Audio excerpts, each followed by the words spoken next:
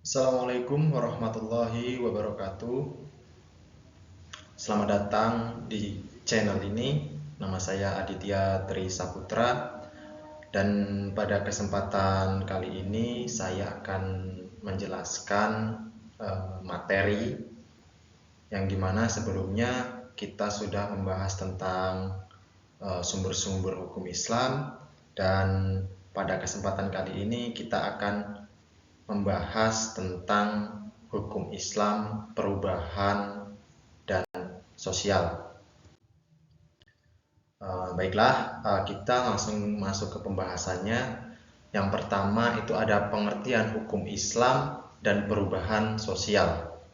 Yang pertama, hukum Islam. Kata hukum Islam dalam Al-Quran tidak akan pernah didapatkan, tapi yang biasa digunakan adalah syariat Islam, hukum syara, fikih, dan syariat ataupun syara. Dalam literatur barat terdapat Islamic law yang secara harfiah dapat disebut sebagai hukum Islam dalam penjelasan terhadap kata Islamic. Ia sering ditemukan definisi keseluruhan kitab Allah yang mengatur kehidupan terhadap muslim dan segala aspeknya. Jadi secara sederhana dapat dikatakan bahwa hukum Islam adalah hukum yang berdasarkan wahyu Allah. Dengan demikian hukum Islam menurut takrif adalah hukum syara yang juga mencakup hukum fikih karena arti syara dan fikih di dalamnya. Yang kedua, itu ada perubahan sosial, di mana perubahan sosial adalah suatu variasi dan cara-cara hidup yang diterima baik karena perubahan kondisi geografis, kebudayaan material, komposisi penduduk, ideologi, maupun karena adanya difusi ataupun penemuan-penemuan baru dalam masyarakat. Perubahan sosial merupakan perubahan yang ada dan terjadi pada lembaga-lembaga kemasyarakatan dalam masyarakat dan memberikan dampak pengaruh pada nilai-nilai sosial, sikap sosial, sistem sosial, dan pola perilaku sosial antara kelompok masyarakat yang ada. Kita dapat menyimpulkan bahwa perubahan sosial adalah perubahan cara hidup suatu masyarakat tentang sosial, terutama nilai-nilai serta sikap, dan disebabkan perubahan kondisi geografis, kebudayaan, ideologi, ataupun penemuan-penemuan baru di masyarakat. Nah, setelah itu ada karakteristik hukum Islam, yang dimana karakteristik di sini yang saya sebutkan itu ada 5 karakteristik. Yang pertama, penerapan hukum bersifat universal. Yang kedua, hukum yang ditetapkan oleh Al-Quran tidak pernah memberatkan. Yang ketiga, menetapkan hukum bersifat realistis. Yang keempat, menetapkan hukum berdasarkan musyawarah sebagai bahan pertimbangan. Dan yang kelima, itu sanksinya didapatkan di dunia dan di akhirat. Setelah kita membahas karakteristik, kita akan membahas ekstensi hukum Islam dan perubahan sosial. Dalam perjalanan sejarah, hukum Islam merupakan suatu kekuatan yang dinamis dan kreatif. Hal ini dapat dilihat dari instruksi Rasulullah SAW kepada para sahabat dalam menghadapi realitas sosiologi amat pada waktu itu. Tetapi dalam melakukan ijtihad, para sahabat tidak mengalami problem metodologis apapun, karena apabila mendapatkan kesulitan dan menyimpulkan hukum, mereka dapat langsung menanyakan kepada Nabi.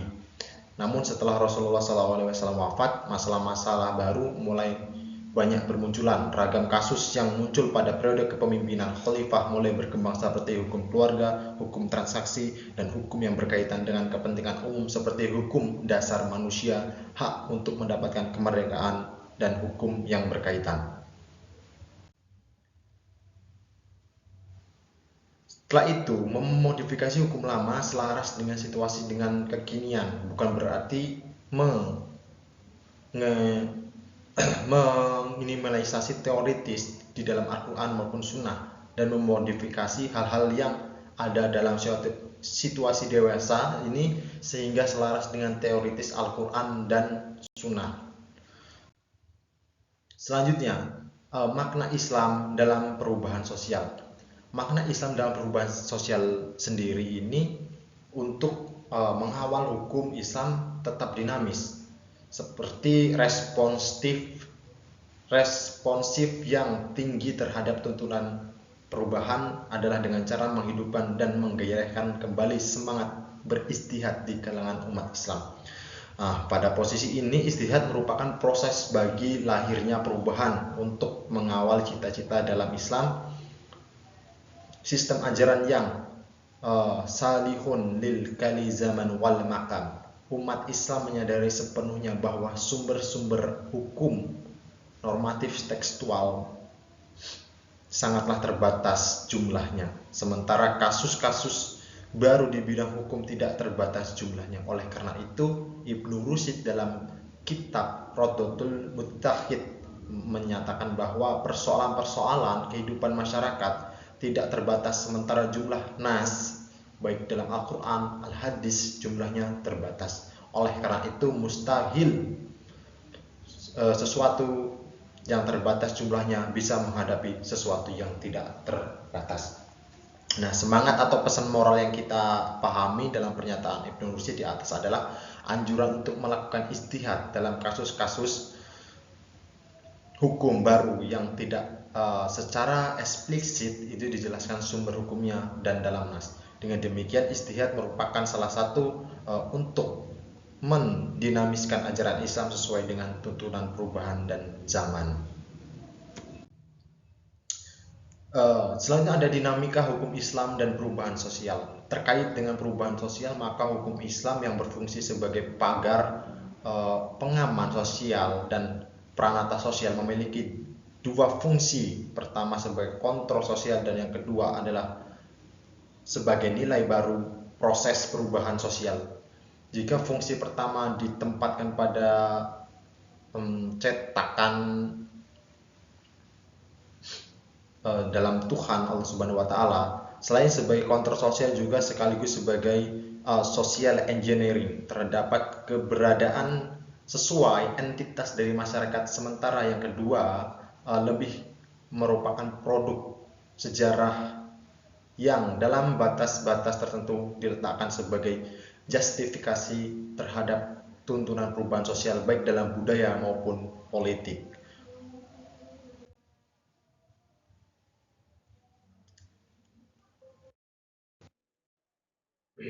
Nah, selanjutnya itu ada Al-Quran dan perubahan sosial. Al-Quran sebagai sumber pertama dan utama hukum Islam memberikan perhatian yang cukup besar terhadap perubahan. Terdapat enam tempat dalam Al-Quran yang menyebutkan kata-kata perubahan, takhyir. Di antaranya adalah dalam surat An-Anfal ayat 8, An-Anfal surat ke-8 ayat 53 dan surat Al-Ra'd ayat surat ke-13 ayat ke-11. Kata perubahan dalam ayat-ayat di atas merupakan pengungkapan suatu fenomena dan realitas sosial yang dapat berlaku pada manusia dalam perjalanan sejarahnya. Selanjutnya yang kedua ada hukum Islam dan perubahan sosial.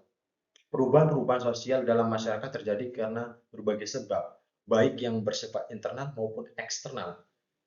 Jadi suatu perubahan sosial ini lebih mudah terjadi jika suatu kelompok masyarakat sering melakukan kontak dengan kelompok masyarakat lainnya, sedangkan perubahan sosial akan sulit terjadi jika masyarakat bersikap mengagungkan masa lalu. Adanya kepentingan-kepentingan yang tertanam kuat, prasangka-prasangka buruk, terdapat hal-hal baru dan ideologis tertentu.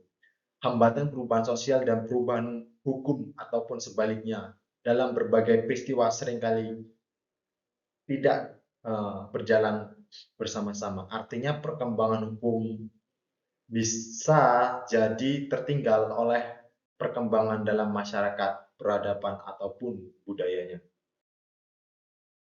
Demikian penjelasan tadi yang dapat saya jelaskan. Semoga bisa bermanfaat bagi kita semua. Saya akhiri. Wassalamualaikum warahmatullahi wabarakatuh.